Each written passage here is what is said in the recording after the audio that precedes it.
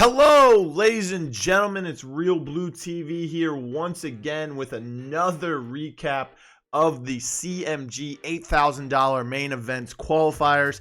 This time, qualifier number 5 is in the bag. We have another 2 teams that make it into the main bracket, which, since it is the 5th qualifier, will be the 9th and 10th seed.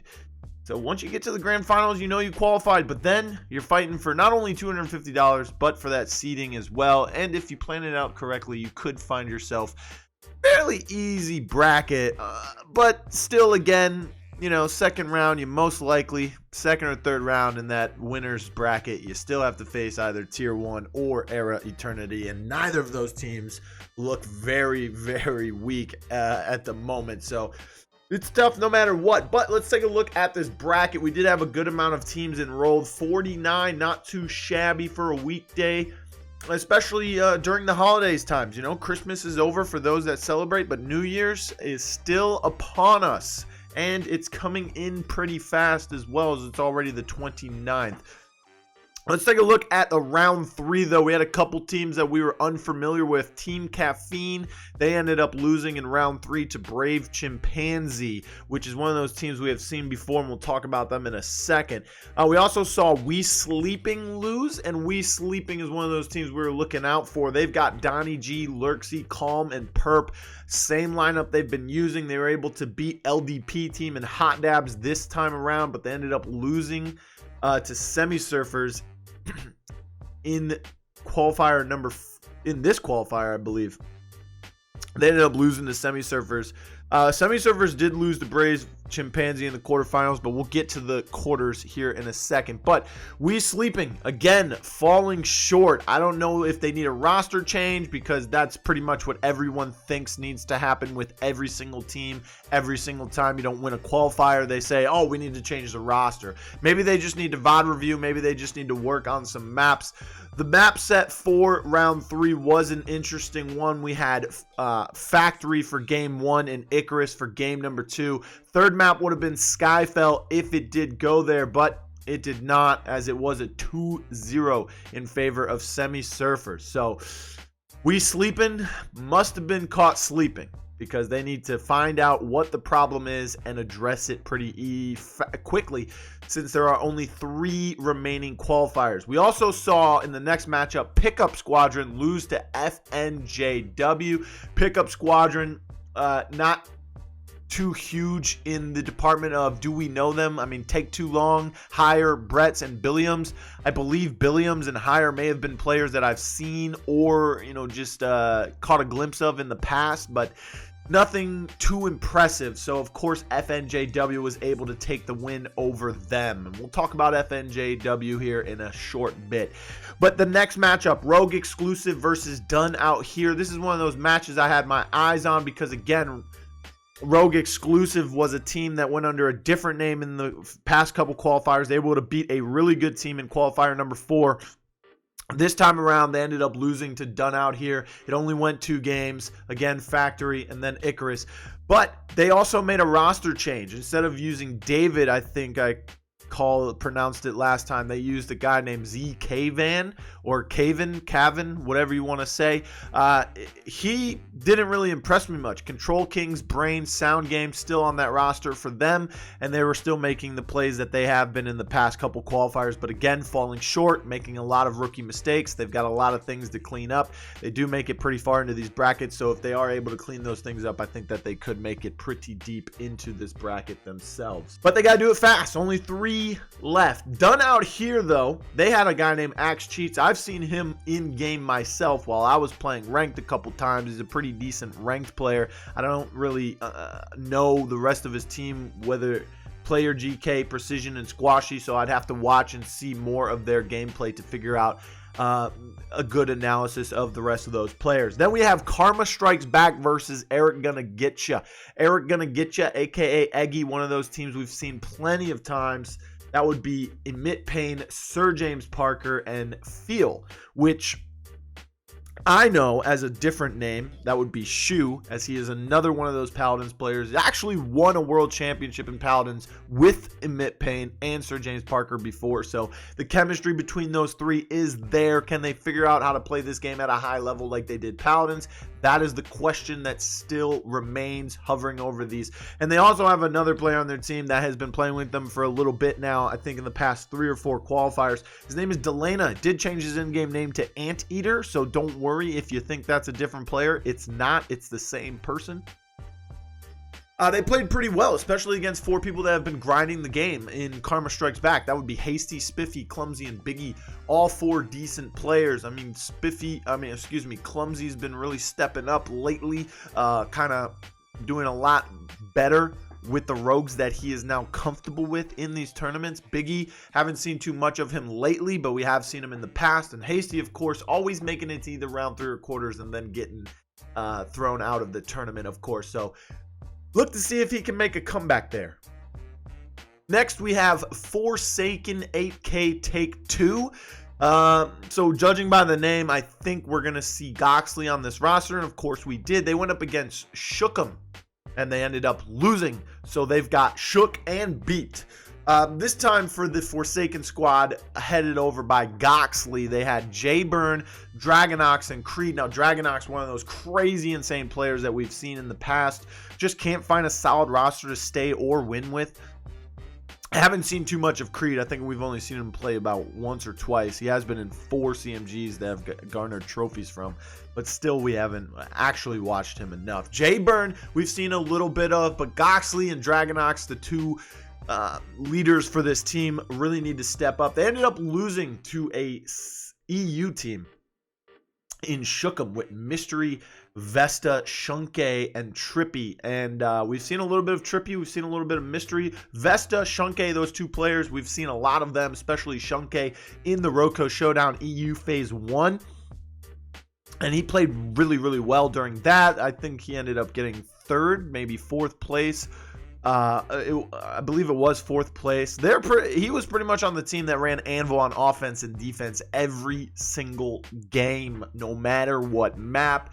So, I mean, look for them to do that again. They were able to beat Forsaken Take 2, so Forsaken 8K Take 2. So look out for them in the next ones. The next 2 matches weren't really anything to bat an eyelash at. I mean, you got Status Quo versus Humble. Humble, not anybody I recognize. Same with the second matchup, which is Starless Esports and the Evolution. Evolution, again, some players that we are unaware of. Maybe they're EU players on both teams. Who knows? I think I may have seen Team Humble's team name show up in a bracket or a Roco Showdown, but didn't really watch them. Not too much impressive, so could be 2 EU teams that really just need to work on some things and force us to want to watch them. Status Quo and Starless Esports win those easily and move on. Into the quarterfinals, Brave Chimpanzee versus Semi-Surfers. Now, of course, Semi-Surfers do not have Cloh, as he is now playing with Starless Esports. Of course, Brave Chimpanzee wins this. Semi-Surfers, even without Cloh, not as nearly as strong. Fathom, Crump, Maestro still on the team, but they replaced Cloh with Hoppies. And Cloh just making it to semifinals every single bracket, not able to close it out or advance. Was tired of it. No longer on the team. The team paid for it with a loss.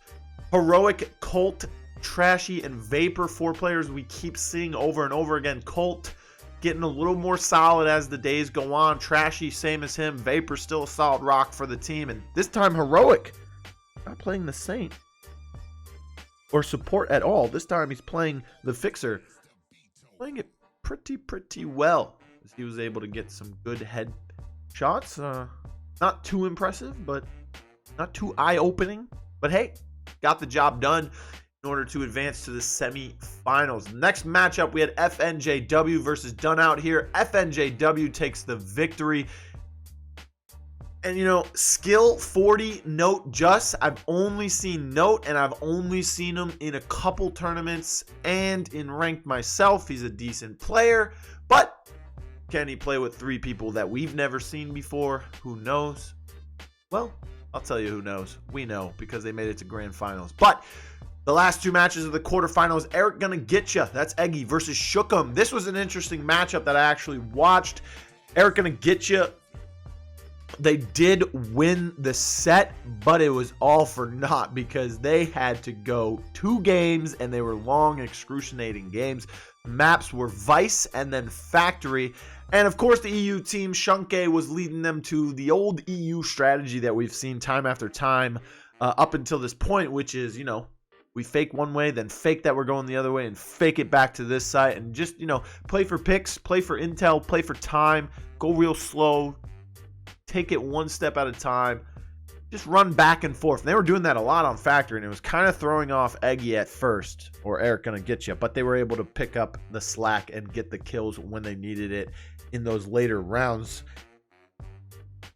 Then we have Status Quo versus Starless Esports. Status Quo not able to get the victory here. They ended up losing 0-2 to Starless. Of course, again, Vice, Factory were the maps. They did make 2 roster changes on Status Quo, though. No longer playing with Promotions or Fearless, as they brought in Jay Bacardi and Hizzy. Not sure who Hizzy is, but Quickscope, Flamesword, Jay Bacardi, 3 players we've seen so much of. Moving into the next matchup in the quarterfinals, moving on to the semifinals. We had Brave Chimpanzee going up against Fnjw. Then we had Eric Gonna Getcha versus Starless Esports. Eric Gonna Getcha versus Starless Esports was an interesting matchup in the fact that Eggy just could not find their footing. I mean, Lonnie Illusion, P-Story, and Cloh as a unit on Starless Esports. They dominated on Icarus, then they dominated on Favelas.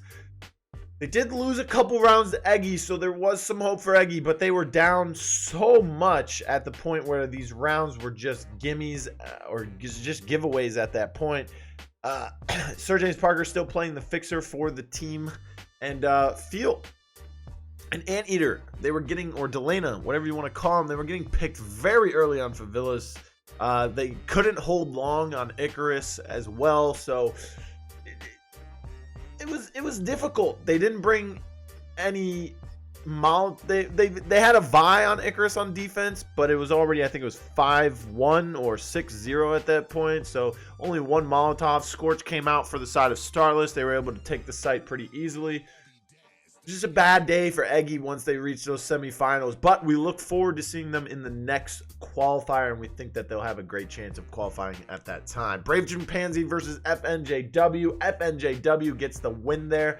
We didn't watch much of this set, so not much to comment on there. Now, moving to the Grand Finals, we had Fnjw versus Starless Esports. Both of those teams making it to the Grand Finals means that they qualify for the main bracket, but they play for the $250 and the seeding.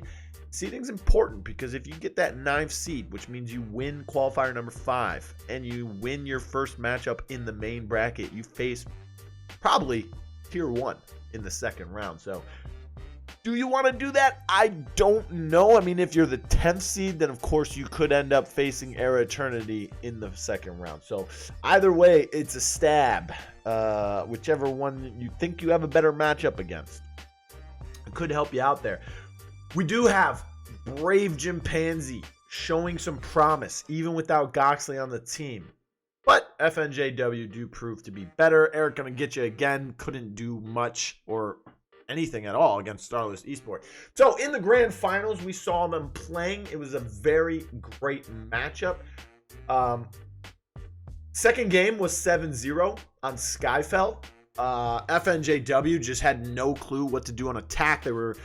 They came in the first 2 rounds without enough smokes, even though they had 3 smoke characters in Dahlia, Lancer, and Fixer. Fixer was pushing up a little bit too much on the B site. They played the B site way too much, especially when it wasn't working and when it was going as tragically as it was. Note was on the Lancer. He tried to go across Zip, I think the first or second round on that backside of the B, and that was dangerous because they already had 1 pick against them, so there was only a 3v4, and he went across the Zip and instantly got taken out. They tried to go mid a few times as well. They went mid thinking they'd go A, and they smoked the wrong part, or didn't, they threw the smoke in the right direction. It just went too far, hit the wall, and it just covered nothing. They weren't winning their gunfights. The utility was pretty much the utility usage was disgusting. There was an Anvil on defense too, so the Talon from Just was not as effective because of that, especially when he was pretty much looking at Anvil most of the time, or Anvil was looking at him most of the time. I mean, the first map was a little bit better on Windward.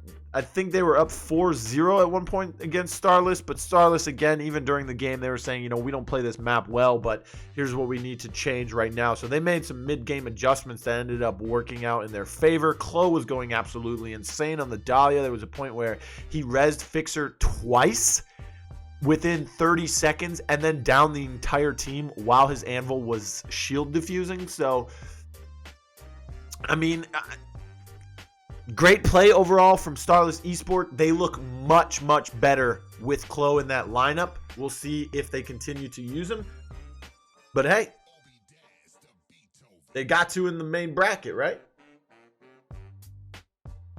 All right, so if you wanted to take a look at the bracket and see what we have so far, today's qualifier rounded out two round one matchups. We got Amos's Kings versus Fnjw now. They're at the bottom in the 7 and 10 seed. And then at the top in the 9 and 8 seed, we have Starless Esports versus Locked in Roco. Again, whoever wins out of that 9-8 seed most likely will face Tier 1 in the second round. And whoever wins out of that 7-10 seed at the bottom of the bracket will most likely play Era Eternity in the second round. Don't forget there is a losers bracket. And don't forget to follow me on Twitter at realBluTV with no E in blue. Same name on Twitch and Instagram. You all have a great New Year's. I hope that 2021 brings all of you better fortune, healthy life, and just all that goodness towards all of you. I know 2020 sucked, but Road Company Esports has started growing, and I look at that as a positive from this year. So shout out to all of you for the support. Thanks for tuning in. Have a great New Year's. Well, I'll see you next year, guys.